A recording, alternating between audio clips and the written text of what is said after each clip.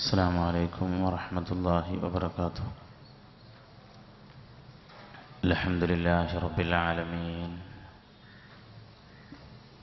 نحمده ونستعينه ونؤمن به ونتوكل عليه، ونصلي ونسلم على نبينا وحبيبنا وقائدنا محمد صلى الله عليه وسلم، صلاة وسلاما دائمين متلازمين.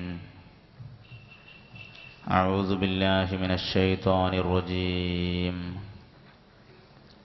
بسم الله الرحمن الرحيم.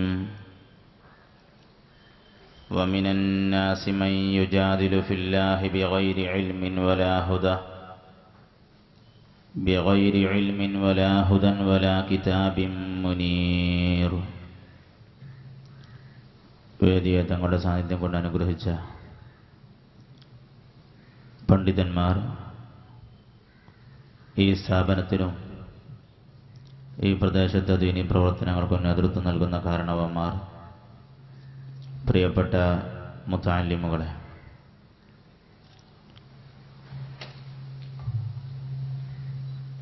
നേരത്തെ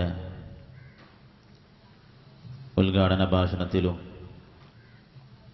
സാലിം ഫാദി ഉസ്താദിൻ്റെ ക്ലാസ്സിലുമൊക്കെ സൂചിപ്പിച്ചതുപോലെ ഒരു വിശ്വാസിയുടെ ജീവിതത്തിൽ വളരെ പ്രാധാന്യമുള്ള ദൗത്യമാണ് ദഅവത്ത്. മുഹമ്മദ് നബി സല്ലല്ലാഹു അലൈഹി വസല്ലം തങ്ങളും പൂർവകാല അമ്പിയാക്കളും നബി സല്ലല്ലാഹു അലൈഹി വസല്ലം തങ്ങളുടെ സ്വഹാബത്തും പ്രബോധനത്തിൽ സ്വീകരിച്ച നിലപാടുകളും രീതികളും തന്നെയായിരിക്കണം നമ്മുടെ ദഅവത്തിൻ്റെ രീതിയുമെന്ന് നേരത്തെ സൂചിപ്പിക്കപ്പെട്ടല്ലോ. ആ രീതിയെ കൃത്യമായി മനസ്സിലാക്കുകയും അതനുസരിച്ചുള്ളൊരു പ്രബോധന പ്രവർത്തനം നമ്മുടെ പ്രദേശത്ത് നടപ്പിലാക്കുകയും ചെയ്താൽ വലിയൊരു വിഭാഗം ആളുകൾ ഒരു പ്രവേശന അഡ്മിഷൻ ലഭിക്കണമെന്ന് കൊതിച്ചു നിൽക്കുന്ന പരിശുദ്ധ ദീനിലേക്ക് ധാരാളം ആളുകൾ നമ്മുടെ പരിസരത്ത് നിന്ന് പോലും ഒഴുകിയെത്തുമെന്നുള്ളത് കേരളത്തിൻ്റെ പല ഭാഗത്തും അനുഭവപ്പെടുന്ന ഒരു സത്യമാണ്. നാമൊക്കെ അള്ളാഹുവിൻ്റെ ദീന് വിശ്വസിക്കുകയും അള്ളാഹുവിൻ്റെ ദീനിന് വേണ്ടി പ്രവർത്തിക്കുകയും ചെയ്യുന്നതിൻ്റെ ഇടയിൽ ജീവിതത്തിൽ എല്ലാ ദിവസവും ആവർത്തിച്ച് പറയുന്നൊരു വാക്കാണ് അഷ്ഹദു അല്ലാ ഇലാഹ ഇല്ലല്ലാഹ് വ അഷ്ഹദു അന്ന മുഹമ്മദർ റസൂലുള്ളാഹ് എന്ന്. ഒരു മുഅ്മിൻ ദഅവത്ത് ചെയ്യേണ്ടതുണ്ടോ എന്നൊരാൾ ചോദിച്ചാൽ, അവൻ ഷഹാദത്ത് കലിമ ചൊല്ലുന്നവനാണെങ്കിൽ അവൻ്റെ മുമ്പിൽ ദഅവത്തിൻ്റെ ബാധ്യത അവനിൽ അവശേഷിക്കുന്നു എന്ന് ഷഹാദത്ത് കലിമ ഓരോ മനുഷ്യനെയും ബോധ്യപ്പെടുത്തുന്നുണ്ട്. നമ്മൾ അത്തഹിയ്യാത്തിലും ബാങ്കിലും ഇഖാമത്തിലുമെല്ലാം ചൊല്ലാറുള്ളത് അഷ്ഹദു അല്ലാഹുവെ ഞാൻ സാക്ഷ്യം വഹിക്കുന്നു എന്നാണ്. കിതാബോദിയ മുതഅല്ലിമീങ്ങളായതുകൊണ്ട് ഒരു ഷാഹിദിന്റെ ഡ്യൂട്ടി എവിടെയാണ് ആരംഭിക്കുക എന്ന് പ്രത്യേകം പറയേണ്ടതില്ല. ഷാഹിദ് എന്ന് പറയുന്നത് മുൻകിറിന്റെ മുമ്പിൽ സത്യം പറയേണ്ടവനാണ്. അള്ളാഹുവോട് അള്ളാഹുവെ ഞാൻ ലാ ഇലാഹ ഇല്ലല്ലാഹ് വിശ്വസിക്കാമെന്നോ അതല്ലെങ്കിൽ മുഹമ്മദ് നബി സല്ലല്ലാഹു അലൈഹി വസല്ലമയുടെ റിസാലത്തിൽ ഞാൻ വിശ്വസിച്ചോളാം എന്നല്ല പറയുന്നത്. ലാ ഇലാഹ ഇല്ലല്ലാഹയുടെ ഒരു സാക്ഷി ഞാനാവാം, മുഹമ്മദുർ റസൂലുള്ളാഹിയുടെ ഒരു സാക്ഷി ഞാനാവാം എന്നാണ് ഷഹാദത്ത് കലിമയിലൂടെ നാം പറയുന്നത്.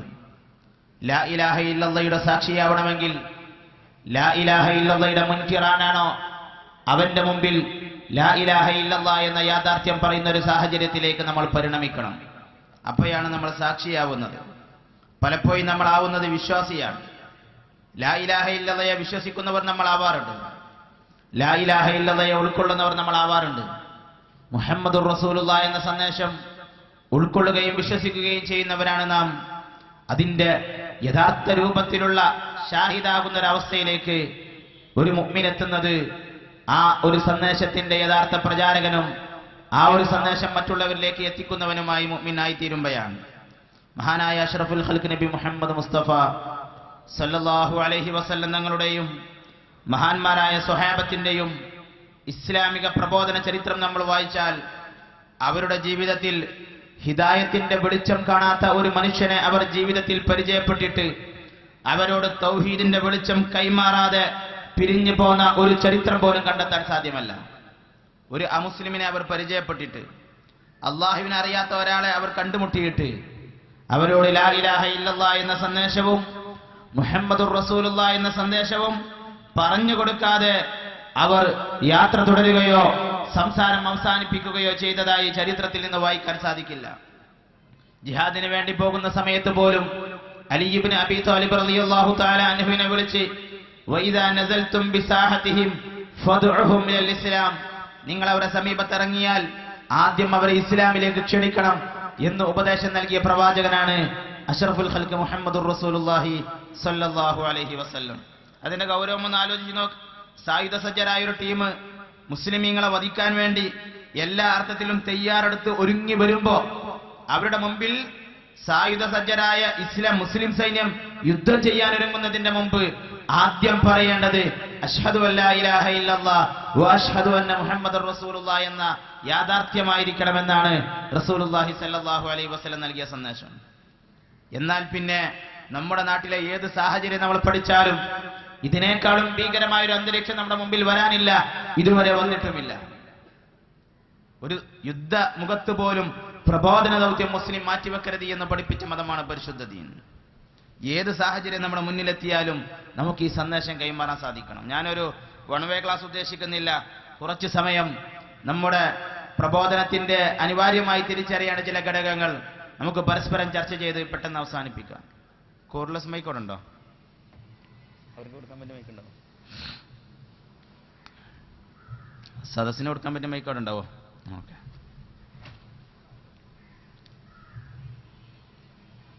നമ്മുടെ മുമ്പിൽ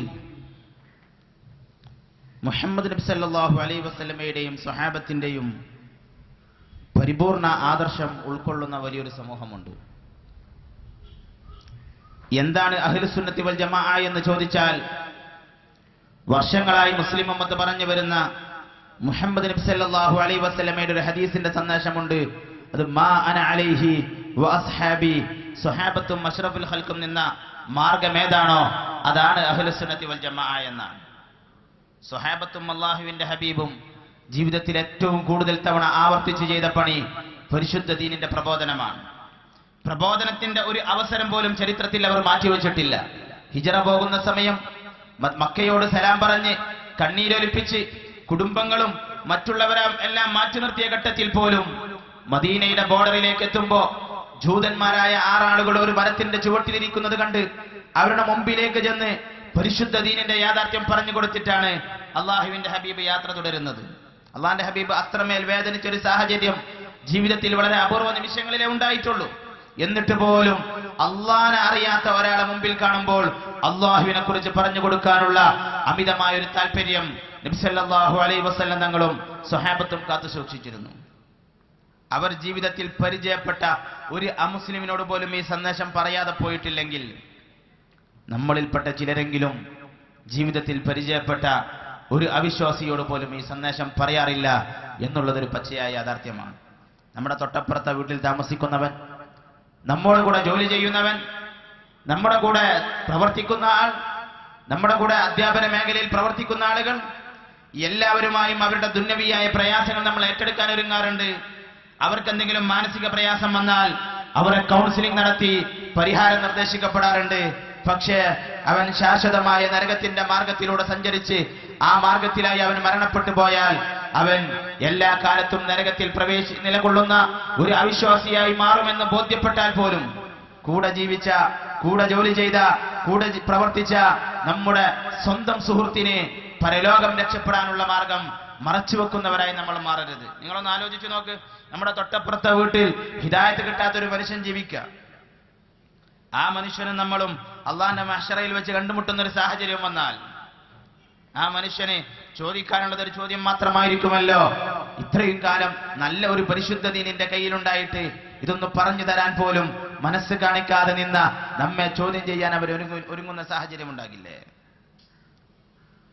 അള്ളാഹുവിന്റെ ദീൻ ഹബീബായ നബി സല്ലല്ലാഹു അലൈഹി വസല്ലമ പ്രബോധനം ചെയ്ത സ്വഭാവത്തോടുകൂടെ നമ്മുടെ അയൽവാസിയാണെങ്കിലും നമ്മുടെ കൂടെ നിൽക്കുന്നവരാണെങ്കിലും നമ്മുടെ സഹകാരികളാണെങ്കിലും നമ്മൾ പ്രബോധനം ചെയ്യണം.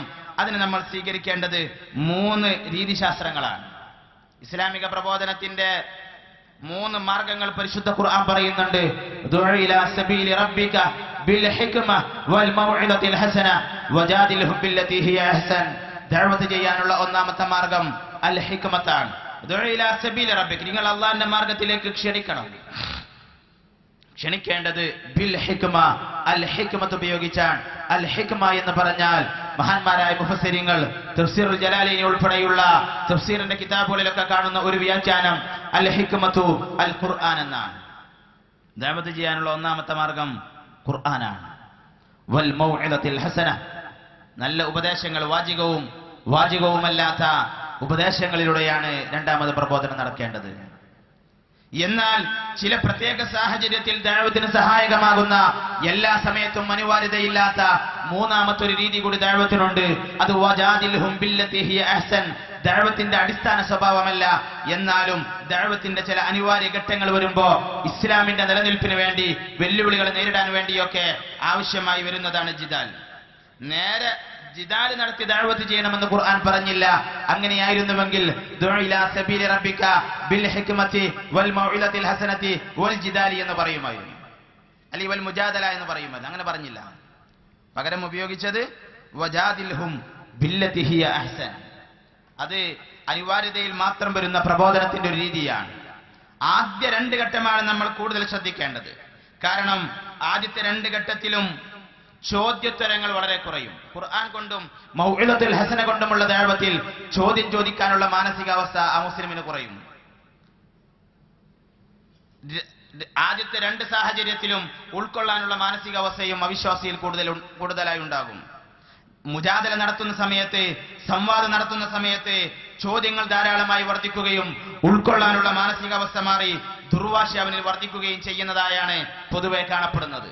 അതുകൊണ്ടാണ് പരിശുദ്ധ ഖുർആൻ നമ്മോട് ദഅവത്തിന്റെ ആദ്യ 2 സ്റ്റൈൽ പറഞ്ഞു തന്നത് അൽ ഹിക്മ ഉപയോഗിച്ചും മൗഇദത്തുൽ ഹസന ഉപയോഗിച്ചുമുള്ള ദഅവത്താണ്. ഈ 2 രീതിയാണ് സത്യത്തിൽ ദഅവത്തിന്റെ പ്രധാനപ്പെട്ട രീതിയും. ഇത് നമ്മൾ ചെയ്യേണ്ട പണി, നമ്മുടെ നാട്ടിലെ നമുക്ക് പരിചയമുള്ള ഹിദായത്ത് ലഭിക്കാത്ത ചെറുപ്പക്കാരുമായി കുറച്ചെങ്കിലും ഒന്ന് സംസാരിക്കാൻ നമ്മൾ സമയം കാണുക. സ്വാഭാവികമായി നമ്മൾ സംസാരിക്കുന്ന സാഹചര്യത്തിൽ നമുക്ക് തിരിച്ചറിയാവുന്ന ചില സത്യങ്ങളെ അവരുടെ സംസാരത്തിൽ നിന്ന് തന്നെ വെളിപ്പെട്ട് വരും. ഒന്ന്, ഏകനായൊരു ദൈവം ഇവിടെയുണ്ട് എന്നവർ വിശ്വസിക്കും. നമ്മുടെ നാട്ടിലെ എല്ലാ വിശ്വാസിയിലും കണ്ടുവരുന്ന ഒരു സത്യമാണ്, ഏകനായ ഒരാളുണ്ട്, വഹ്ദാനിയത്തുള്ള ഒരാളുണ്ട് എന്ന് എല്ലാവരും സമ്മതിക്കും. വഹ്ദാനിയത്തുള്ള ആൾ ആരാണ് അതവർ ചിന്തിച്ചിട്ടില്ല. ഏകത്വമുള്ള ഒരാളുണ്ട് എന്നവർ സമ്മതിക്കുന്ന നമ്മുടെ അവിശ്വാസി സുഹൃത്തുക്കൾ പോലും ആരാണ് ഏകൻ എന്ന് ചിന്തിച്ചിട്ടില്ല. അവരെ ചിന്തിപ്പിക്കലാണ് ഇസ്ലാമിക പ്രബോധനത്തിന്റെ ഒന്നാമത്തെ രീതി. ഈ കൂട്ടത്തിൽ അവിശ്വാസികൾക്കിടയിൽ ഇസ്ലാമിനെ കുറിച്ച് പറഞ്ഞു കൊടുത്ത അനുഭവമുള്ള ആരെങ്കിലും ഉണ്ടോ? ആർക്കെങ്കിലും പറയാം. നിങ്ങൾ പറഞ്ഞിട്ട് അവർ ഷഹാദിലിമ ചൊല്ലിക്കൊള്ളണമെന്നില്ല. ഒരു അവിശ്വാസിയോട് ഇസ്ലാമിനെ പരിചയപ്പെടുത്തിയ അനുഭവമുള്ള കുട്ടികൾ ആരെങ്കിലും ഉണ്ടോ? ആരുമില്ല. ആരും പറഞ്ഞിട്ടില്ല. ആബിദ അനുഭവം എന്ന് പറയും. മൈക്കൊന്ന് കൊടുക്ക.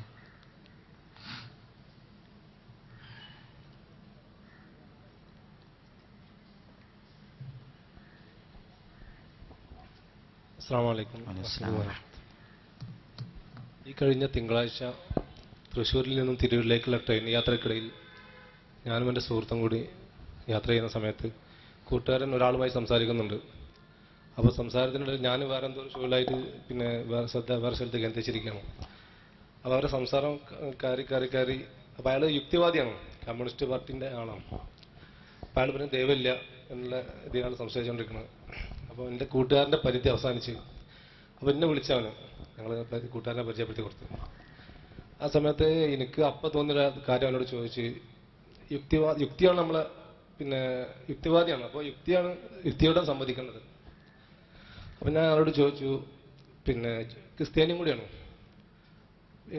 പിന്നെ ഹിറ്റ്ലർ ഈ കലാപകാലത്ത് ലക്ഷക്കണക്കിന് ജൂതന്മാർ ഗ്യാസ് ചാമ്പർ വെച്ച് കൊന്ന സംഭവം ഉണ്ടായി. അപ്പൊ ഹിറ്റ്ലർ എന്നൊരു വ്യക്തി ആത്മഹത്യ ചെയ്ത് അവസാനം മരിക്കാനുണ്ടായത്.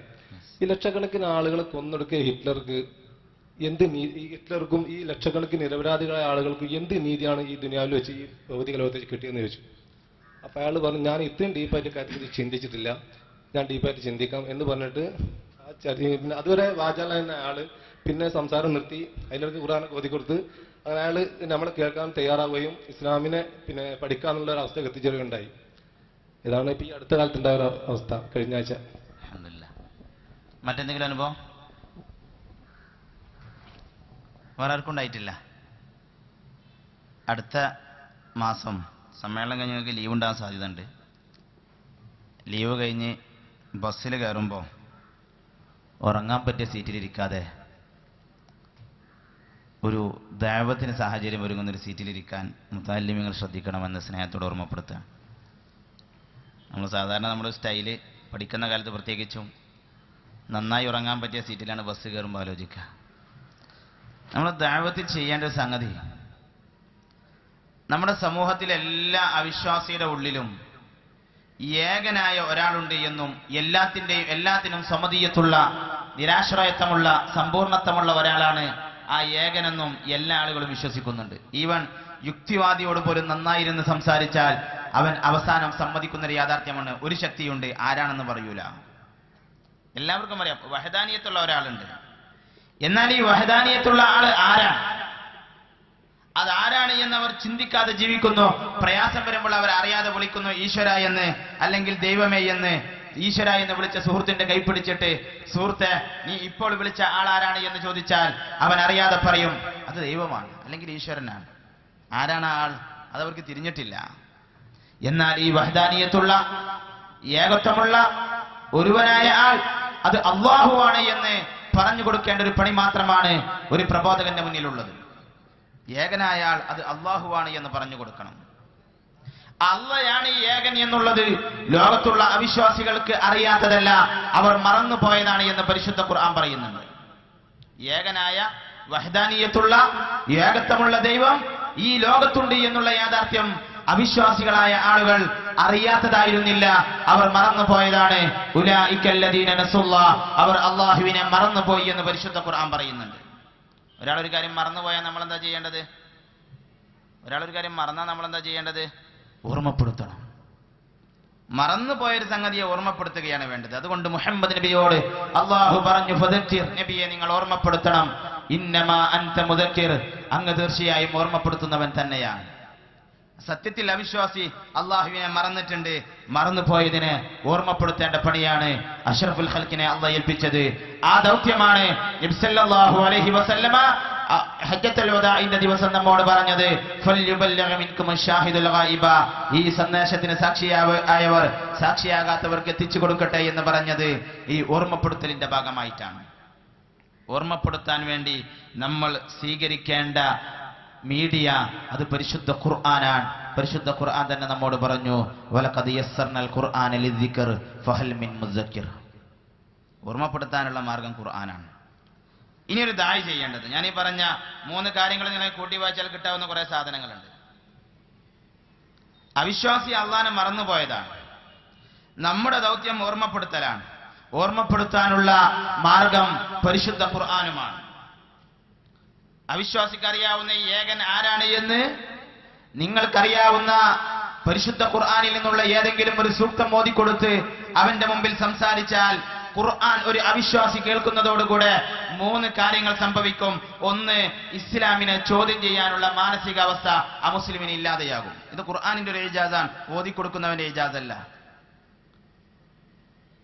അവിശ്വാസി ഖുർആൻ കേൾക്കുന്നതോടുകൂടെ ഇസ്ലാമിനെ ചോദ്യം ചെയ്യാനുള്ള മാനസികാവസ്ഥ ഇല്ലാതെയാകും. ലം യകുനില്ലദീന കഫറൂ മിൻ അഹ്ലിൽ കിതാബി വൽ മുശ്രിക്കീന മുൻഫക്കീന ഹത്താ തഅതിയഹുൽ ബയ്യിന റസൂലുൻ മിനല്ലാഹി യത്ലൂ സുഹഫൻ മുതഹറ. ലോക ചരിത്രത്തിൽ ഇസ്ലാം പ്രചരിച്ചതിൽ വലിയ പങ്ക് വഹിച്ചത് ഖുർആനിന്റെ തിലാവത്താണ് എന്നതിന് ചരിത്രം സാക്ഷിയാണ്. ഉമർ ഇബ്നുൽ ഖത്താബ് തങ്ങളെ വാള് പിടിച്ചിട്ട് അഷ്റഫുൽ ഖൽഖിനെ ഒന്ന് വധിക്കണമെന്ന് തീരുമാനിച്ചു വരുമ്പോ ഹഫ്സ ബീവി ഓതിയ ഖിറാഅത്ത് കേട്ടത് മാത്രമാണ് ഉമർ റളിയല്ലാഹു അൻഹുവിനെ ഇസ്ലാമിനെ കുറിച്ചുള്ള ആശങ്കകൾ ഇല്ലാതെയാവുകയും അഷ്റഫുൽ ഖൽഖിന്റെ സമീപത്ത് വന്ന് പരിശുദ്ധ ദീൻ ഉൾക്കൊള്ളാൻ തയ്യാറാവുകയും ചെയ്തത് ഖുർആനിന്റെ തിലാവത്തിനെ കേട്ടതാണ്. മക്കയിലെ മുശ്രിക്കീങ്ങൾ ഇനി ഒരിക്കലും നിങ്ങളാരും ഖുർആൻ കേൾക്കാൻ പാടില്ല എന്ന് തീരുമാനമെടുത്തിരുന്നത് ഖുർആൻ കേട്ടവർക്ക് അള്ളാഹനെ ഓർമ്മ വരികയും ഇസ്ലാമിനെ ചോദ്യം ചെയ്യാനുള്ള മാനസികാവസ്ഥ ഇല്ലാതെയാവുകയും അതുവഴി പരിശുദ്ധ ദീനിലേക്ക് ആളുകൾ കൂട്ടം കൂട്ടമായി കയറി വരികയും ചെയ്തത് കണ്ടുകൊണ്ടിട്ടാണ് പല ആളുകളും മക്കയിലെ മുശ്രിക്കീങ്ങൾ ഒരുമിച്ചിരുന്ന് ഇനി ആരും ഖുർആൻ ഓതുന്ന ഭാഗത്തേക്ക് പോകാൻ പോലും പാടില്ല എന്ന് തീരുമാനമെടുത്തത്. ഇസ്ലാമിക പ്രബോധനത്തിൽ നമ്മൾ ഉപയോഗിക്കേണ്ട ആയുധം ഖുർആനാണ്. അതുകൊണ്ടാണ് നേരത്തെ സാലിം ഫൈസി ഉസ്താദ് പറഞ്ഞത് ബൈബിൾ ദഅവത്തിന്റെ പ്രധാന മാനദണ്ഡമൊന്നുമല്ല. വേദങ്ങൾ പഠിക്കൽ ദഅവത്തിന്റെ പ്രധാന ഭാഗമല്ല. ദഅവത്തിന്റെ ഏറ്റവും പ്രധാനപ്പെട്ട ഭാഗം പരിശുദ്ധ ഖുർആൻ ഓതി കേൾപ്പിക്കലാണ്. നിങ്ങളൊരു അവിശ്വാസിയോട്, അള്ളാഹുവിന്റെ ദീനിലേക്ക് പ്രവേശിച്ചിട്ടില്ലാത്തൊരു സുഹൃത്തിനോട് ഖുർആനിന്റെ ഒരു ആയത്ത് ഓതി കേൾപ്പിച്ച് സംസാരിച്ചു നോക്ക്, നിസ്സംശയം പിന്നെ അവന് ഇസ്ലാമിനെ ചോദ്യം ചെയ്യാൻ തോന്നില്ല. പിന്നീട് ഒരിക്കലും അവനെ പിന്നീട് നമ്മൾ പറയുന്നത് എന്താണോ അത് കേൾക്കാൻ അവൻ തയ്യാറാകും. മൂന്നാമത് അള്ളാഹുവിനെ അവൻ മറന്നുപോയിരുന്നു, അള്ളാഹുവിനെ അവന് ഓർമ്മ വരികയും ചെയ്യും. ചില ആളുകൾ പെട്ടെന്ന് ഓർക്കും, ചില ആളുകൾ വൈകി ഓർക്കും.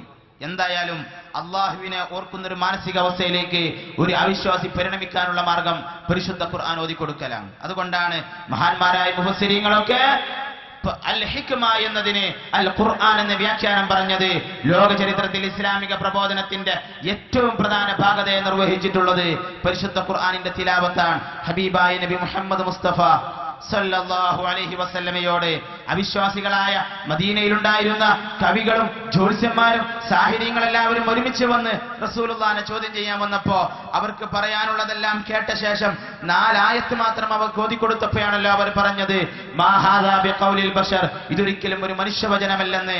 കാരണം അങ്ങനെ അവരുടെ മാനസികാവസ്ഥയെ മാറ്റിയെടുപ്പിച്ചത് ഖുർആനിന്റെ തിലാവത്തിന്റെ പ്രത്യേകതയാണ്.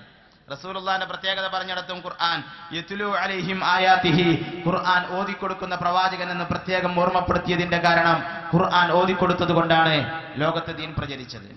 അപ്പൊ അൽ ഹിക്മയാകണം ഇസ്ലാമിക പ്രബോധനത്തിൽ ഒന്നാമതായി ഉപയോഗിക്കേണ്ട ആയുധം. നിങ്ങൾ ഒരു ബീച്ചിൽ പോയിരുന്നിട്ട് അവിടെ കുറച്ച് വിദ്യാഭ്യാസമുള്ള ഒരു ചെറുപ്പക്കാരനെ കണ്ടാൽ ഇപ്പോൾ മഴ കിട്ടാത്തതിനെ കുറിച്ച് ഇങ്ങനെ സംസാരിച്ചിട്ട്, ഞാനിത് ഇങ്ങനെ തന്നെ പറയുന്നതിനെ വെച്ചാൽ കുറച്ച് കഴിഞ്ഞിട്ട് എങ്ങനെ തുടങ്ങാന്നാരും ചോദിക്കാതിരിക്കാൻ വേണ്ടിയിട്ടാ.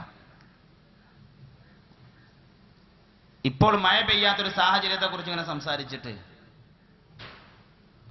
വെള്ളത്തിന്റെ പ്രത്യേകത മാത്രം സംസാരിക്കുക. ഏത് രൂപത്തിലാവാം. നന്നായി വിദ്യാഭ്യാസമുള്ള ഒരാളോടാണെങ്കിൽ സുന്ദരമായി സംസാരിക്കുക. വെള്ളത്തിന്റെ രാസനാമം H2O എന്നാണ്. H2O എന്ന് പറഞ്ഞാൽ 2 ഹൈഡ്രജൻ ആണ് 1 ഓക്സിജൻ എന്നാണ്. തീയും കാറ്റും കൂടി കൂടിയിട്ടുണ്ടായതാണ് വെള്ളം എന്നാണ് സയൻസിന്റെ ധാരണ. നമുക്ക് വലിയൊരു തീകുണ്ടാരം കത്തിച്ചു വെച്ച് അതിൻ്റെ മുകളിൽ വിശാലമായ കാറ്റും ഫാനും കറക്കി വെച്ചിട്ട് ഒരു തുള്ളി വെള്ളം ഉണ്ടാക്കാൻ ലോകത്തെ മുഴുവൻ സയന്റിസ്റ്റ് കൂടിയാലും സാധിക്കില്ലല്ലോ. ഈ വിഷയം അങ്ങനെ പറഞ്ഞാൽ അവൻ ഓട്ടോമാറ്റിക്കലി അവന്റെ നാവിലൂടെ വരും, അതൊക്കെ ദൈവം തമ്പുരാന്റെ കൈവല്ലേ. അവനോട് ചോദിക്കാം, ആരാണ് ആ ദൈവം? അവന് പറയാനുണ്ടാകും എല്ലാത്തിനും സാധിക്കുന്ന, എല്ലാത്തിന്റെയും മുകളിലുള്ള ഏകനായ ദൈവമാണെന്ന്. എങ്കിൽ ആ ദൈവത്തെക്കുറിച്ച് എന്നോട് ഒരു 10 മിനിറ്റ് സംസാരിക്കാൻ പറ്റുമോ എന്ന് ചോദിച്ചാൽ അവൻ ആ ദൈവത്തെക്കുറിച്ച് ഒന്നും ധാരണയുണ്ടാകില്ല. അവന്റെ മുമ്പിൽ ഓതിക്കൊടുക്കാനാവും ഖുൽ ഹുവല്ലാഹു അഹദ് അല്ലാഹുസ് സമദ് ലം യലിദ് വലം യൂലദ് വലം യകുൽ ലഹു കുഫുവൻ അഹദ്. അത് മതി അവന്റെ ഒരു ഡൈവേഷൻ പോയിന്റ് ആ ഒരു ദഅവത്തിലൂടെ ഉണ്ടായിത്തീരാൻ. ഒറ്റ സൂറത്ത് മാത്രം നമ്മൾ ഓതിക്കൊടുത്താൽ പോലും അവന്റെ ചിന്ത തൗഹീദിന് വേണ്ടി വഴിമാറും. ഇത് നേരെ കേട്ടാൽ മനസ്സിലാകുന്നതല്ല, അത് അനുഭവിച്ചറിയേണ്ടതാണ്. നിങ്ങൾ ഒരാളോട് പോയി ഈ രീതിയിൽ സംസാരിച്ചാൽ ഈ വിഷയത്തിന്റെ യാഥാർത്ഥ്യം നിങ്ങൾക്ക് ബോധ്യപ്പെടും. നിങ്ങൾ ഈ സമീപത്തുള്ള ഏതെങ്കിലും ആളുകൾ ഒഴിഞ്ഞിരിക്കുന്ന ഒരു പ്രദേശത്ത് പോയിരുന്ന് അള്ളാഹുവിന്റെ ദീനിനെ ഉൾക്കൊള്ളാത്തൊരു സുഹൃത്തിനോട് സ്നേഹത്തോടെ സിംഗിളായിരിക്കുന്ന ഒരു സുഹൃത്തിനോട് പോയി സംസാരിച്ചാൽ പെട്ടെന്ന് അവൻ അള്ളാഹുവിനെ തിരിച്ചറിയാനുള്ള വഴി തുറക്കപ്പെടുമെന്നുള്ളത് ഉറപ്പാണ്. ഒന്നാമതായി നമ്മൾ ചെയ്യേണ്ട പണി ഏകനായ അള്ളാഹുവിനെ ഓർമ്മപ്പെടുത്തലാണ്. ഹബീബായ നബി മുഹമ്മദ് മുസ്തഫ സല്ലല്ലാഹു അലൈഹി വസല്ലമയോട് പരിശുദ്ധ ഖുർആൻ ഉപദേശിച്ചത് അങ്ങനെയാണല്ലോ. വലഇൻ സഅൽതഹും മൻ ഖലഖ സമാവാതി വൽ അർദ്, നബിയെ ആരാണ് ആകാശഭൂമിയെ സൃഷ്ടിച്ചത് എന്ന് അവരോട് ചോദിച്ചു നോക്ക്. മക്കാ മുശ്രിക്കീങ്ങളിലെ ഒരു വിഭാഗം ആളുകൾ ആകാശഭൂമിയുടെ സൃഷ്ടാവ് അല്ലാഹു ആണെന്ന് പറഞ്ഞൊരു വിഭാഗമുണ്ട്. മറ്റൊരു വിഭാഗം ആളുകൾ എല്ലാ ദൈവങ്ങളുണ്ടെങ്കിലും അള്ളയുണ്ട് എന്ന് പറഞ്ഞിരുന്ന മുശ്രിക്കീങ്ങളുണ്ട്. ആകാശഭൂമിയുടെ സൃഷ്ടാവ് ആരാണെന്ന് ചോദിച്ചാൽ ഒരു വിഭാഗം അവിശ്വാസികൾ പറയുമായിരുന്നു അല്ലാഹ് എന്ന്. അങ്ങനെ അവർ മറുപടി പറയും. എന്നിട്ടും എന്തുകൊണ്ടാണ് അവർ ചിന്തിക്കാത്തത് എന്ന രീതിയിൽ അവരെ ചിന്തിപ്പിക്കാനുള്ള വഴിയാണ് പിന്നീട് മുഹമ്മദ് നബിയോട് ചെയ്യാൻ അള്ളാഹു കൽപ്പിക്കുന്നത്. ഈ ഒരു രീതിയാണ് നമ്മൾ സ്വീകരിക്കേണ്ടത്. നമ്മൾ കടപ്പുറത്ത് പോയിരുന്നിട്ട് കടലിന്റെ വല്ലാത്ത അത്ഭുതങ്ങളെ കുറിച്ച് തൊട്ടപ്പുറത്തിരിക്കുന്ന ഒരു അവിശ്വാസിയായ സുഹൃത്തിനോട് സംസാരിച്ചിട്ട് ആരാണ് ഈ കടലിന്റെ സൃഷ്ടിപ്പിന്റെ പിന്നിലെന്ന് ചോദിച്ചാൽ ഞാൻ ആരാധിക്കുന്ന ഇന്നാലിന്റെ ദൈവമാണെന്ന് പറയില്ല. എന്റെ വീട്ടിലുള്ള അതല്ലെങ്കിൽ എന്റെ നാട്ടിലെ അമ്പലത്തിന്റെ ഉള്ളിലുള്ള ഇന്നാലിന്റെ ദൈവമാണെന്ന് പറയാൻ അവനാകില്ല. എല്ലാത്തിനും സാധിക്കുന്ന ഏകനായ സൃഷ്ടാവാണ് ഇതിന്റെ പിന്നിലുള്ളത് എന്ന് പറയും. പക്ഷെ അതാരാണെന്ന് അവൻ ചിന്തിച്ചിട്ടില്ല. അവനെ ചിന്തിപ്പിക്കാനാണ് പരിശുദ്ധ ഖുർആൻ നമ്മോട് പറഞ്ഞത്, വലഖദ് യസ്സർനൽ ഖുർആന ലിദ്ദിക്ർ ഫഹൽ മിൻ മുദക്കിർ. ഈ പണിയാണ് ഒരു ദായിയുടെ ദൗത്യം. ഇത് വലിയ റിസ്ക്കുള്ള സംഗതിയൊന്നുമല്ല. ദഅവത്ത് എന്ന് പറഞ്ഞാൽ വളരെ സിമ്പിളായ പ്രവൃത്തിയാണ്. അതുകൊണ്ടാ നേരത്തെ സാലിം ബൈസിൽ സൂചിപ്പിച്ചു, മുഅ്മിന ഒരാളെ ഇസ്ലാമിന്റെ അടിസ്ഥാന തത്വങ്ങളിലേക്ക് എത്തിക്കുക പ്രയാസമല്ല, മുഅ്മിനായി മരിക്കാനുള്ള സാഹചര്യം ഒരുക്കലാണ് പ്രയാസം. ഖുർആൻ ഓതിക്കൊടുത്ത് ഖുർആനിനെ ഒരു മനുഷ്യന്റെ ചെവിയിൽ കേൾപ്പിച്ച് കുറച്ച് സമയം നമ്മൾ സംസാരിച്ചാൽ തന്നെ ഒരാളുടെ ഹൃദയം തുറക്കുകയും അറിയാതെ ഹിദായത്തിന്റെ വെളിച്ചത്തിലേക്ക് പലരും കടന്നു വരികയും ചെയ്യും. ഒരു 10 ആളുകളോട് നിങ്ങൾ സംസാരിച്ചാൽ മിനിമം 2 പേരെങ്കിലും ഈ സന്ദേശം ഉൾക്കൊള്ളാനുള്ള മാനസികാവസ്ഥ കാണിച്ചിരിക്കും. കേരളത്തിൽ പൊതുവായി കാണുന്ന ഒരു കാൽക്കുലേഷൻ അങ്ങനെയാണ് മനസ്സിലാകുന്നത്. രണ്ടാമത് പ്രബോധനത്തിൽ ശ്രദ്ധിക്കേണ്ടത് ചില മൗനങ്ങളും ചില പ്രവൃത്തികളും ചില സുന്നത്തുകളുമാണ് പ്രബോധനത്തിൽ സ്ഥാനം വഹിക്കുന്ന രണ്ടാമത്തെ ഘടകം. വൽ മൗഇദത്തുൽ ഹസന. മൗഇദത്തുൽ ഹസന വാചികവുമുണ്ട്, വാചികമല്ലാത്തതുമുണ്ട്. പരിശുദ്ധ ദീനിന്റെ സത്യവെളിച്ചത്തിലേക്ക് വന്ന 1000 ആളുകൾക്കിടയിൽ നടന്ന ഒരു പഠനത്തിൽ തെളിയിച്ചത് 600-ലധികം ആളുകൾ പരിശുദ്ധ ദീൻ ഉൾക്കൊണ്ടത് സുന്നത്തുകളെ കണ്ടുകൊണ്ടാണ്. 1000 ആളുകൾ ദീൻ ഉൾക്കൊണ്ടതിൽ നിന്നും 600-ലധികം ആളുകൾ പരിശുദ്ധ ദീനിന്റെ വെളിച്ചത്തിലേക്ക് വന്നത് സുന്നത്തുകളെ കണ്ടുകൊണ്ടാണ്. അഷ്റഫുൽ ഖൽഖ് നബി മുഹമ്മദ് മുസ്തഫ സല്ലല്ലാഹു അലൈഹി വസല്ലം നമ്മോട് പറഞ്ഞ പോലെ നമുക്ക് ഒരുപാട് തവണ ആവർത്തിച്ച് ഓതുകയും ആവർത്തിച്ച് പ്രസംഗിക്കുകയും ചെയ്ത ഹദീസാണ്, മൻ തമസ്സക ബിസുന്നതി ഇൻദ ഫസാദി ഉമ്മത്തി ഫലഹു അജ്റു മിഅതി ഷഹീദ്. വിശാല അർത്ഥമുള്ള ഒരു ഹദീസാണ്. ഈ ഒരു കാലത്ത് ദീന് നിലനിന്നതിന്റെ പിന്നിൽ ശുഹദാക്കളുടെ പങ്ക് വളരെ വലുതായിരുന്നു. ഇന്ന് ദീന് നിലനിൽക്കുന്നതിന്റെ പിന്നിൽ വലിയ പങ്ക് സുന്നത്ത് ഹയാത്താക്കുന്ന മനുഷ്യന്റെ ജീവനാണ്. സുന്നത്ത് ഹയാത്താക്കുന്ന മനുഷ്യൻ നാട്ടിലുണ്ടായാൽ പരിശുദ്ധ ദീൻ അറിയാതെ പ്രചരിച്ചിരിക്കും. പൊന്നാനി മാവനത്തുൽ ഇസ്ലാം സഭയിലേക്ക് പരിശുദ്ധ ദീൻ ഉൾക്കൊള്ളാമെന്നൊരു സുഹൃത്തിനോട് എന്തുകൊണ്ട് നിങ്ങൾ പരിശുദ്ധ ദീനിലേക്ക് വന്നു എന്ന് ചോദിച്ചപ്പോൾ ആ ചെറുപ്പക്കാരന്റെ മറുപടി അബ്ദുൽ ഖാദർ ഹാജി നല്ല ആളാണ് എന്നാണ്. നിങ്ങൾ എന്തുകൊണ്ടാണ് പരിശുദ്ധ ദീൻ ഉൾക്കൊണ്ടത്? അതിന്റെ മറുപടി അബ്ദുൽ ഖാദർ ഹാജി നല്ല ആളാണ് എന്നാണ്. എന്താ വിഷയം? അബ്ദുൽ ഖാദർ ഹാജി ജീവിതത്തിൽ കാണിച്ച യഥാർത്ഥ റസൂലുള്ളാഹി സ്വല്ലല്ലാഹു അലൈഹി വസല്ലം തങ്ങളുടെ സുന്നത്തുകളെ ജീവിതത്തിൽ ഹയാത്താക്കിയത് കണ്ടതാണ് ആ മനുഷ്യന് ലാ ഇലാഹ ഇല്ലല്ലാഹ് ശരിയാണ് എന്ന് തോന്നാനുണ്ടായ കാരണം. കുറച്ച് ദിവസം മുമ്പ് കേരളത്തിലെ പ്രധാനപ്പെട്ട ഒരു സുഹൃത്ത് പരിശുദ്ധ ദീൻ ഉൾക്കൊണ്ടപ്പോ എന്തുകൊണ്ട് എന്ന ചോദ്യത്തിന്റെ മറുപടി, എന്റെ കൂടെ ജീവിക്കാറുള്ള എന്റെ കൂടെ ക്യാമ്പസിൽ പഠിച്ച സുഹൃത്ത് എല്ലാ ദിവസവും തഹജ്ജുദിന് എണീക്കുന്നത് കണ്ടപ്പോ എനിക്ക് വല്ലാത്തൊരു സന്തോഷം തോന്നി. ഇത്രമാത്രം ആത്മാർത്ഥമായി പ്രവർത്തിക്കാൻ എന്താണ് നിമിത്തമെന്ന് പഠിച്ചതാണ് എനിക്ക് പരിശുദ്ധ ദീനിനോട് താല്പര്യമായത് എന്നായിരുന്നു മറുപടി. ഞാൻ പറഞ്ഞു വന്നത്, സുന്നത്തുകളെ ഹയാത്താക്കുന്ന ഒരു സമൂഹം ഒരു നാട്ടിലുണ്ടായാൽ ആ നാട്ടിൽ പരിശുദ്ധ ദീൻ ഓട്ടോമാറ്റിക്കലി വളരും. അതുകൊണ്ടാണ് ഹബീബായ അഷ്റഫുൽ ഖൽഖ് നബി മുഹമ്മദ് മുസ്തഫ സല്ലല്ലാഹു അലൈഹി വസല്ലം പഠിപ്പിച്ചത്, മൻ തമസ്സക ബിസുന്നതി ഇൻദ ഫസാദി ഉമ്മതി. ഈ ഉമ്മത്ത് ഫസാദാകുമ്പോൾ പരിശുദ്ധ ദീനിന്റെ വളർച്ചയിൽ ഒരു കാലത്ത് ശുഹദാ നിർവഹിച്ച പങ്ക് ഈ കാലത്ത് സുന്നത്ത് ഹയാത്താക്കുന്നവരെ കൊണ്ട് നിലനിൽക്കുമെന്നത് തന്നെയാണ് യാഥാർത്ഥ്യം. അതിനുവേണ്ടി നമ്മൾ ജീവിതം നന്നാക്കാൻ ശ്രമിക്കുക. പ്രത്യേകിച്ചും സാമൂഹിക ജീവിതത്തിൽ പാലിക്കേണ്ട പല സുന്നത്തുകളും മഹാനായ റസൂലുള്ളാഹി സ്വല്ലല്ലാഹു അലൈഹി വസല്ലം നമുക്ക് പഠിപ്പിച്ചു തന്നിട്ടുണ്ട്. ആ സുന്നത്തുകൾ നമ്മൾ ജീവിതത്തിൽ പ്രാക്ടീസ് ചെയ്താൽ ഇതിനെ ശരിക്കും നമ്മെ നോക്കി നിൽക്കുന്ന ഒരു ടീം ഉണ്ടാകും. അവർ പരിശുദ്ധ ദീൻ സത്യമാണെന്ന് തിരിച്ചറിയും. അവർ നമ്മളറിയാതെ മൗഇദത്തുൽ ഹസന നമ്മുടെ ജീവിതത്തിലൂടെ കാണിച്ചു കൊടുത്ത് പരിശുദ്ധ ദീനിന്റെ വെളിച്ചം അവർക്ക് കാണിച്ചു കൊടുക്കാൻ നമുക്ക് സാധിക്കും. ഈ 2 രീതിയാണ് കാര്യമായി പ്രബോധനത്തിൽ നമ്മൾ ശ്രദ്ധിക്കേണ്ടത്. മൂന്നാമത്തെ ഒരു മാർഗം ഇതിലുണ്ട്, വജാദിൽഹും ബില്ലതി ഹിയ അഹ്സൻ. ഞാൻ കുറച്ച് സമയം അവതരിപ്പിച്ച് ബാക്കി സദസ്സിന് അനുബന്ധമായ ആശങ്കകൾ തീർക്കാനുള്ള സമയം അനുവദിക്കാനാണ് ആഗ്രഹിക്കുന്നത്. വജാദിൽഹും ബില്ലതി ഹിയ അഹ്സൻ, ഒരു അവിശ്വാസിയോട് നടത്തേണ്ട മുജാദലയുടെ സംവാദത്തിന്റെ രീതിശാസ്ത്രം ഖുർആൻ ആയത്തിൽ തന്നെ പറഞ്ഞു, അല്ലതി ഹിയ ബില്ലതി ഹിയ അഹ്സൻ, ഏറ്റവും നല്ല മാർഗത്തിലൂടെയാകണം ഇസ്ലാമിലെ മുജാദല എന്ന് പരിശുദ്ധ ഖുർആൻ നമ്മെ പഠിപ്പിക്കുകയാണ്.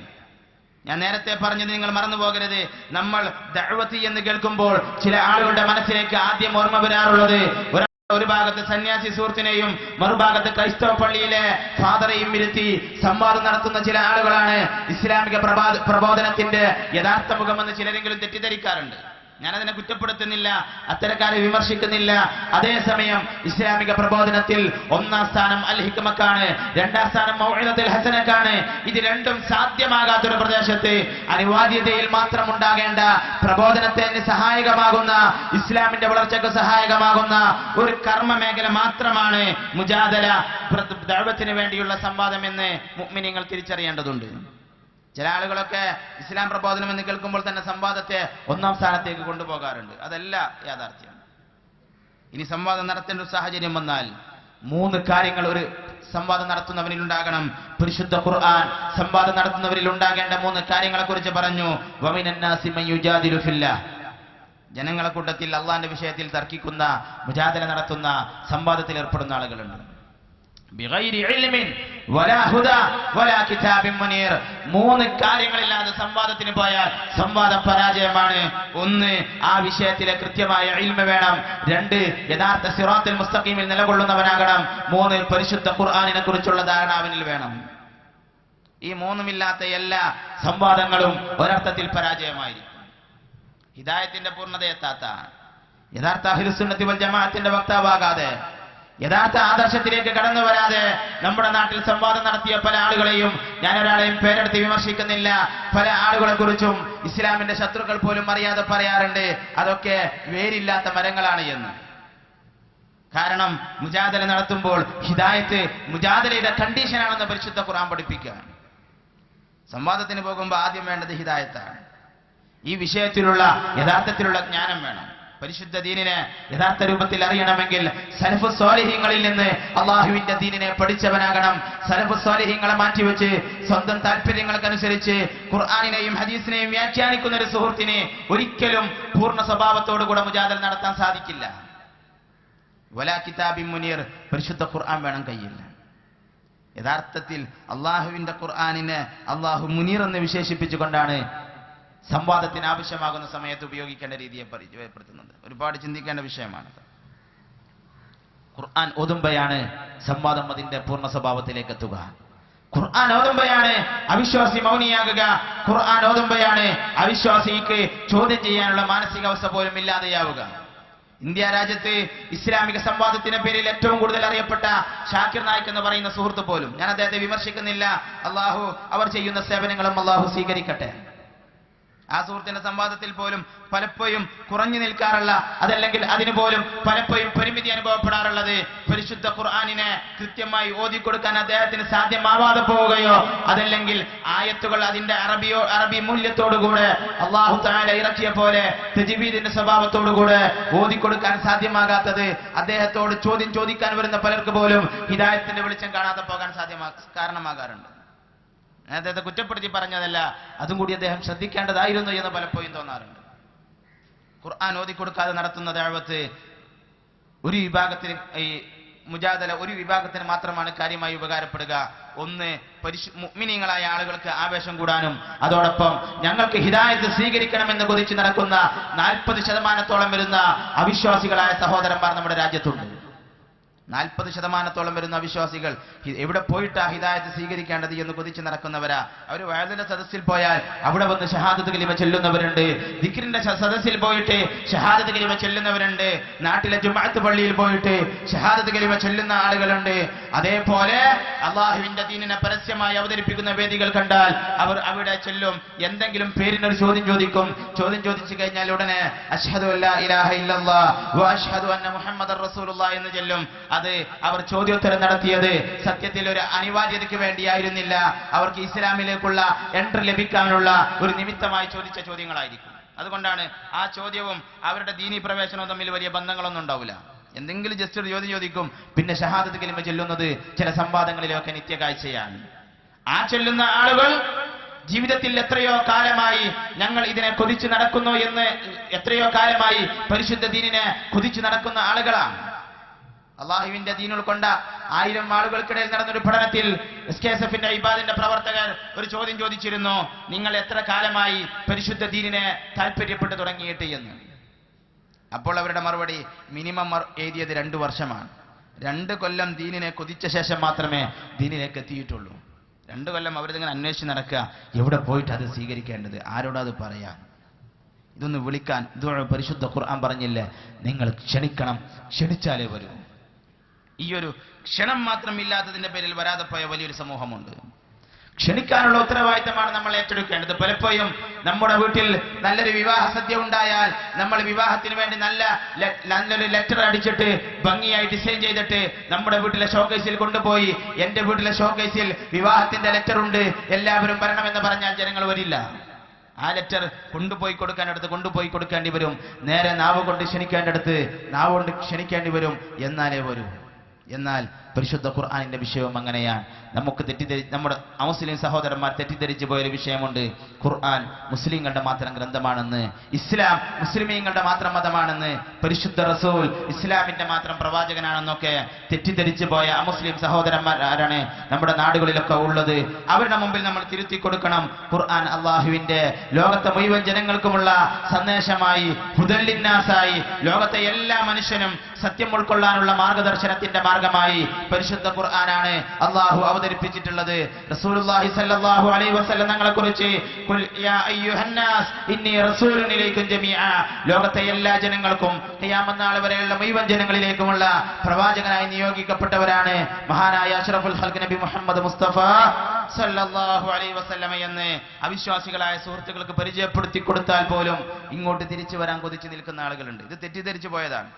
റസൂലുള്ളാഹിന്റെ സന്ദേശം ഒരു വിഭാഗത്തിനുള്ളതാണെന്ന്, ഖുർആൻ ഒരു വിഭാഗത്തിന് മാത്രമുള്ളതാണെന്ന് തെറ്റിദ്ധരിച്ചു പോയതിന്റെ പേരിൽ ഈ പരിശുദ്ധ ദീനിന്റെ വെളിച്ചം കാണാതെ പോകുന്നവർ നമ്മുടെ അയൽവാസികളിലും വലിയ പൊട്ടും വലിയ കെട്ടും ധരിച്ചു നിൽക്കുന്ന ആളുകളുടെ കൂട്ടത്തിൽ പോലും ഉണ്ടാവും. നമ്മൾ അവരെ അള്ളാഹുവിന്റെ ഹബീബ് നബി മുഹമ്മദ് മുസ്തഫ സല്ലല്ലാഹു അലൈഹി വസല്ലമ സ്വീകരിച്ച അതേ രീതിശാസ്ത്രത്തിലൂടെ ആളുകളെ വിളിക്കാൻ ഒരുങ്ങണം. ദഅവത്തിൽ ഈ മാർഗങ്ങളൊക്കെ അള്ളാഹുവിനെ പരിചയപ്പെടുത്തി ഒരു മനുഷ്യൻ അള്ളാഹുവിന്റെ ദീൻ ഉൾക്കൊള്ളുന്നില്ലെങ്കിൽ 2 സന്ദേശം അവന്റെ മുമ്പിൽ തുടർന്ന് പറയേണ്ടതുണ്ട്. 1 റിസാലത്തിനെ കുറിച്ചുള്ള സന്ദേശമാണ്, 3 ആഖിറത്തെക്കുറിച്ചുള്ള ചർച്ചയാണ്. നേരത്തെ എന്റെ സഹോദരൻ ആഖിറത്തെക്കുറിച്ചൊരു യുക്തിവാദിയോട് സംസാരിച്ചപ്പോഴുണ്ടായ അനുഭവം ഇവിടെ രേഖപ്പെടുത്തിയല്ലോ. നമ്മുടെ കൂടെ ജീവിക്കുന്ന പല മുസ്ലിം സഹോദരന്മാരും ഒരുപാട് നന്മ ചെയ്യുന്ന, ഒരുപാട് ഹൈറുകൾ ചെയ്യുന്ന അവിശ്വാസികളുമുണ്ട്, ഒരുപാട് തിന്മകൾ ചെയ്യുന്നവരുമുണ്ട്. എന്തിനാണ് ഈ നന്മ എന്ന് ചോദിച്ചാൽ അവർക്ക് ഉത്തരമില്ല. അമ്മയെ നന്നായി പരിചരിച്ച് നടക്കുന്ന, അമ്മക്ക് ആവശ്യമായ സുഖസൗകര്യങ്ങളൊക്കെ ചെയ്തു കൊടുക്കുന്ന നമ്മുടെ അയൽപക്കത്തുള്ള ഒരു സുഹൃത്തിനോട് എന്താണ് ഇതുകൊണ്ടുള്ള അടിസ്ഥാനപരമായ നേട്ടമെന്ന് ചോദിച്ചാൽ അവന് പറയാനുള്ളത് ഇതൊരു സാമൂഹിക ബാധ്യതയാണെന്നോ അതല്ലെങ്കിൽ എന്റെ മക്കൾ എന്നെ നോക്കുമെന്നുള്ള ഉത്തരം മാത്രമായിരിക്കും. അവന്റെ മുമ്പിൽ അത് മാത്രമല്ല,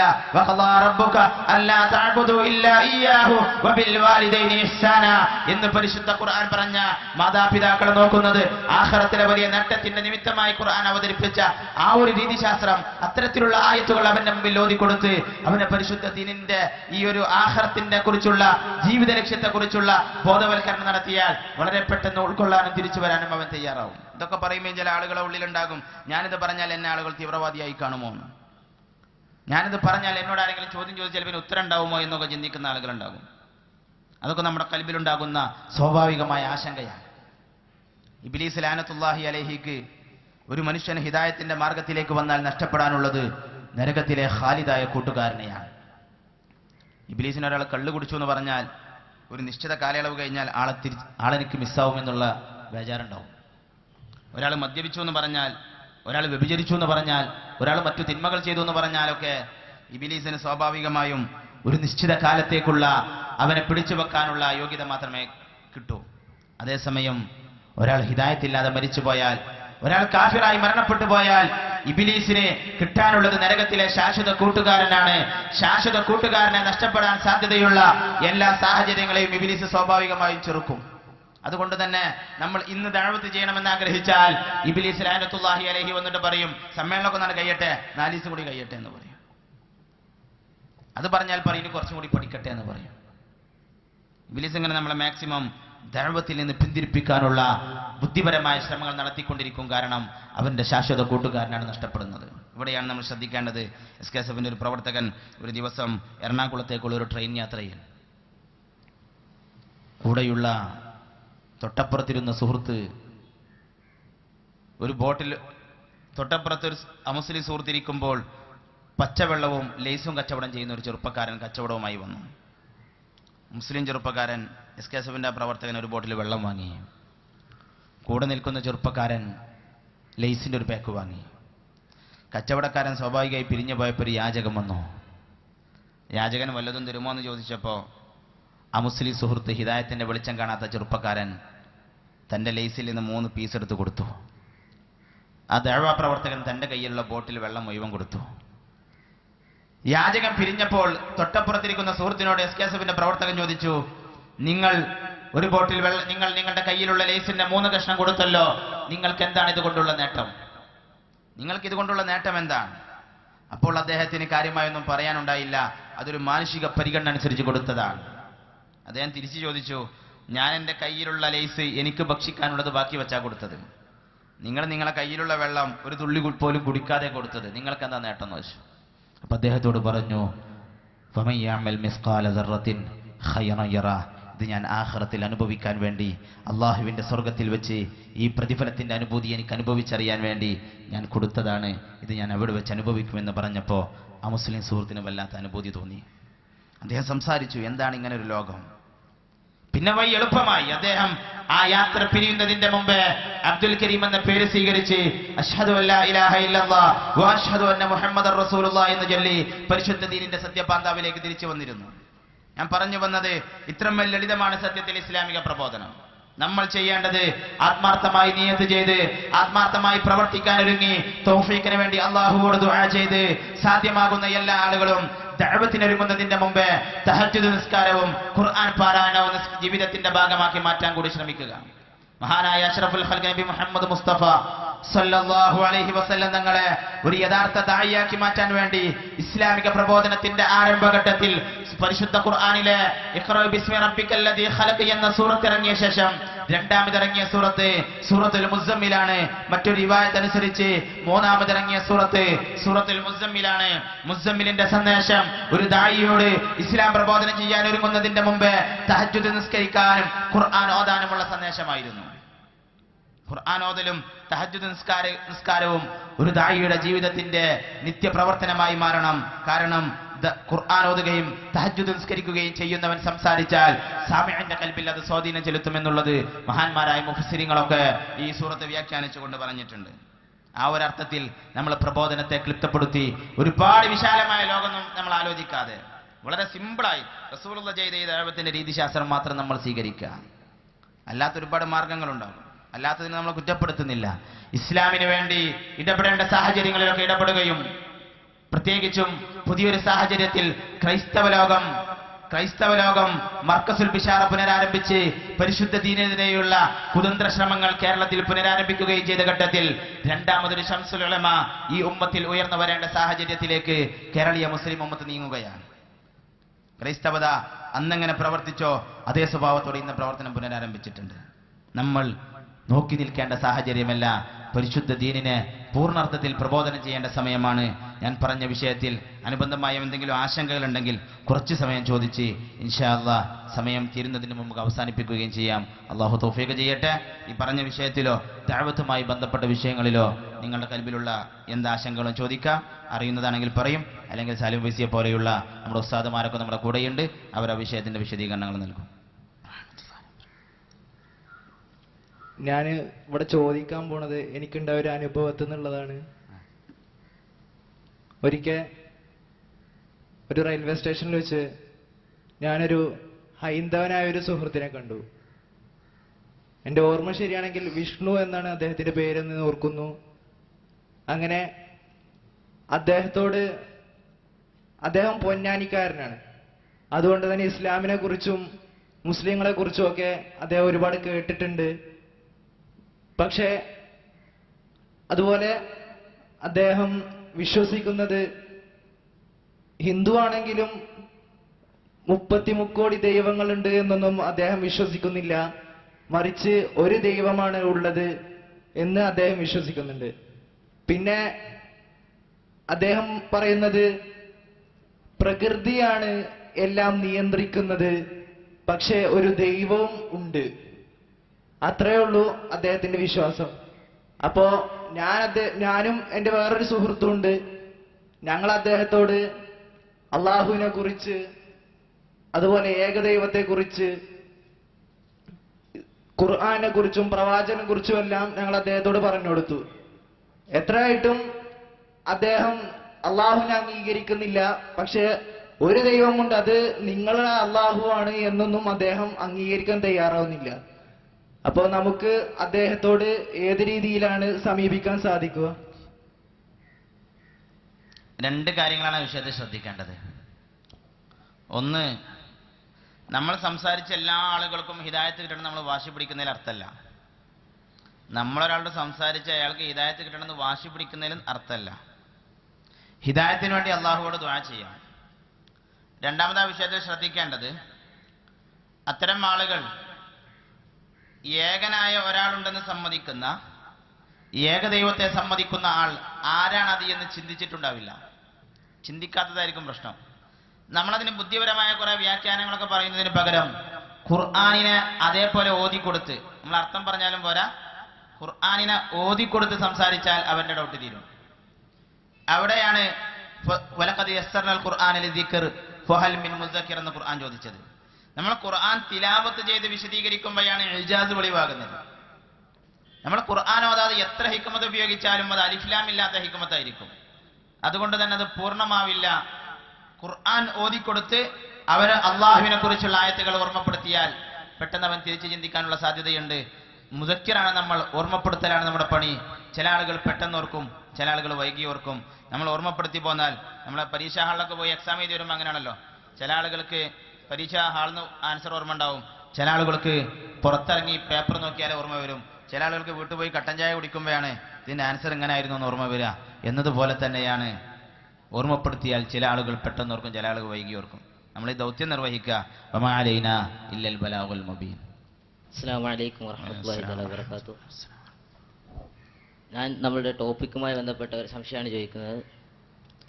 അതിനെ ഉസ്താദുകൾ പറഞ്ഞു, നമ്മളുടെ ദഅവത്തിലെ രംഗത്തിൽ പ്രധാനമായും 3 ഭാഗങ്ങളാണുള്ളത്. ഒന്ന് ഹിക്മത്ത്, അഥവാ നമ്മൾ ഇപ്പോൾ ഉസ്താദിനെ ഒരു വേറെ അന്യമതക്കാരനെ കണ്ട് അവന് ഈ ദഅവത്തിലേക്കുള്ള സാഹചര്യത്തെക്കുറിച്ച് ബോധിപ്പിച്ച് അങ്ങനെ ഇസ്ലാമിനെ കുറിച്ച് പറയുക. പിന്നെ ഒന്ന് മൗഇദത്തുൽ ഹസനയാണ്, അഥവാ നല്ല ഉപദേശം. അതിൽ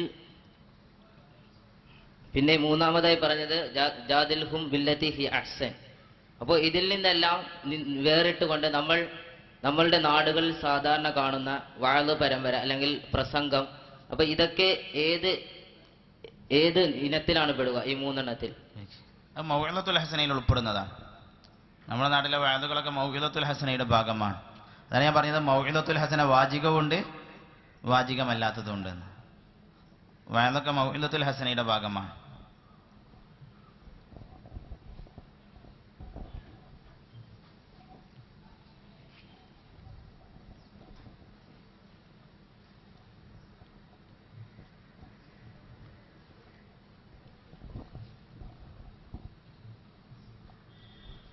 അസ്സലാമു അലൈക്കും.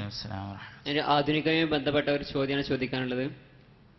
ഇപ്പോഴത്തെ കാലത്ത് ഫേസ്ബുക്ക്, ട്വിറ്റർ പോലത്തെ ആധുനിക ഉപകരണങ്ങളൊക്കെ ഉള്ള കാലമാണ്.